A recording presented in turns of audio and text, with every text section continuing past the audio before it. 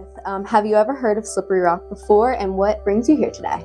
I have heard of Slippery Rock before. I have a friend who performed here last year, so that's how I heard about this. Shout out Dustin. But I'm very excited about today. I was really looking forward to this presentation, and my hope is that I deliver a presentation that inspires people to change their lives and to help prevent suicide and to help people live a more mentally healthy and well life. Thank you so much. And why is your message important for college students to hear? I think it's imperative for college students to hear, because college students are both at the forefront of education and helping to grow into adulthood, into the workforce, where they'll be faced with challenges and tasks that have a lot to do with their brain and mental health, but also because it's one of the age groups that is closely related to suicide and to brain and mental health challenges and struggles. So I think addressing this audience is crucial because these are the folks that are going to go out into the workforce and change other people's lives. And if they're well equipped to help people in brain pain, then they can do a lot more good in the world. And I think that's a really awesome thing. Absolutely. And how can college students support themselves and each other through mental health struggles? Very key. I think one of the most important things college students can do to support themselves and others is be honest with yourself. Don't sit in denial when you're struggling mentally. Be honest, be bold, tell the truth about your pain, so a pain shared can become a pain halved. I'm going to talk a lot about that today. But also to help others in the sense that if they see someone with their head in their hands struggling with emotional health, they don't stand idly by in the outskirts of what that person is going through. Instead, they walk up to them and say, "How can I help you? What do you need from me in this moment? How can I be of service to you in the pain you're going through? And how can I be there for you?" Mm-hmm. That's absolutely important. And what advice would you give to students who may be in the same spot that you were at the age? I'd like to address this directly to the camera, if that's okay. Absolutely, so, of course. If you are struggling with brain and mental health issues, challenges, or crises, if you are having thoughts of taking your life, of dying by suicide, I'm going to ask you to stop. Take a breath.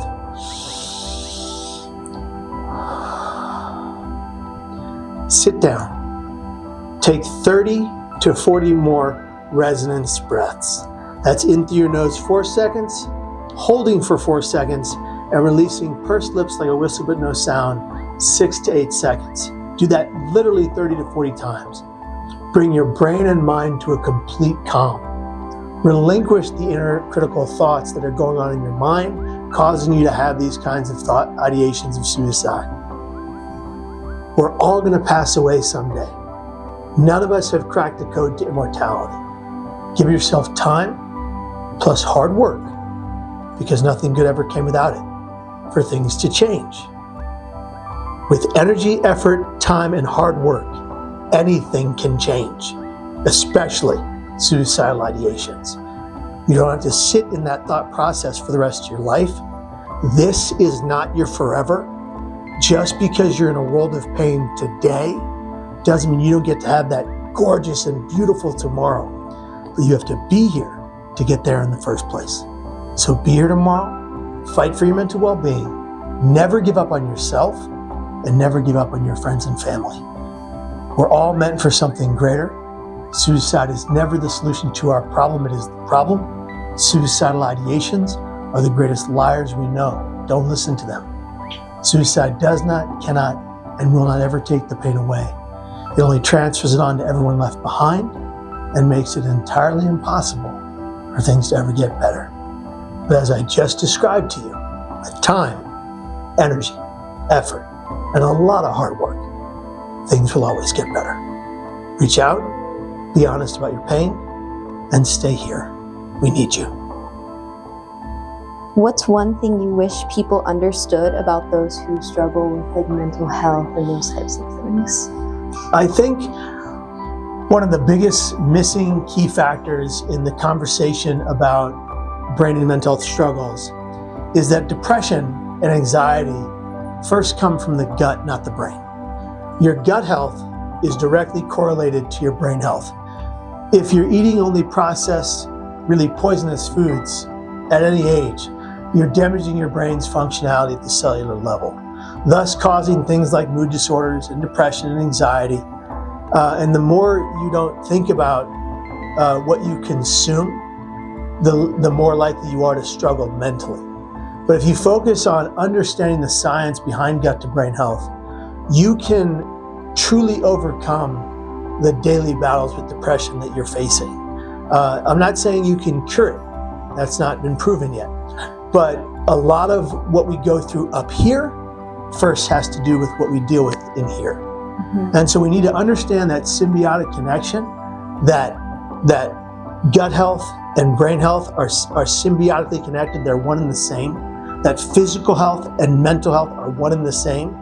And that's why it's so frustrating to me, and this is another point I'll bring up, it's so frustrating to me that some insurance companies don't, even after the parity bill was passed, which I helped fight for with Congressman Patrick Kennedy, even after the parity bill was passed initially years ago, insurance companies don't cover those with pre-existing mental health conditions. They should, they need to, because it's one and the same as physical health. It's equal to each other, and we need to tackle it head on, just like we tackle things with our physical health, and stop rushing to necessarily the potentially over-medicated situations that we have in this country, and into what is going to get us to the root of the problem, the root cause of the issue, and heal that issue. And I think that's the bigger conversation we need to have about gut to brain health around the country and certainly around the globe. Mm-hmm, absolutely. And so your motto is "Be Here Tomorrow." What does that mean, and what does that mean to you now after all these years? Sure. For me, for years I lived with regular thoughts of suicide, chronic thoughts of suicide. They plagued me. And I had thousands upon thousands of these thoughts, even after my leap off the Golden Gate Bridge to try to take my life. The Be Here Tomorrow motto is for those kinds of people. For people who are having this inner battle with themselves every single day or on a semi-regular basis.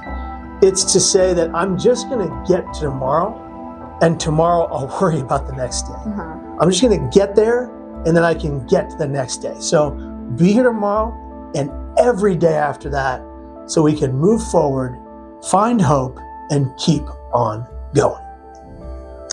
And if you could leave students with one key message about mental health and resilience, what would it be?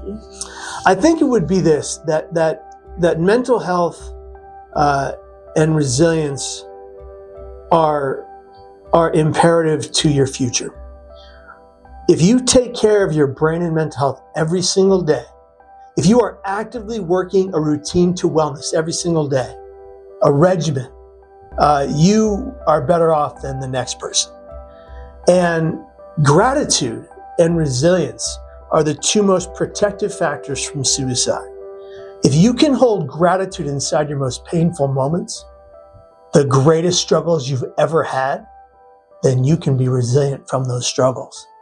If you can hold gratitude inside the pain, you can always survive it. Thank you so much. Thank you all so much. Thank you. Is there any more questions I should ask?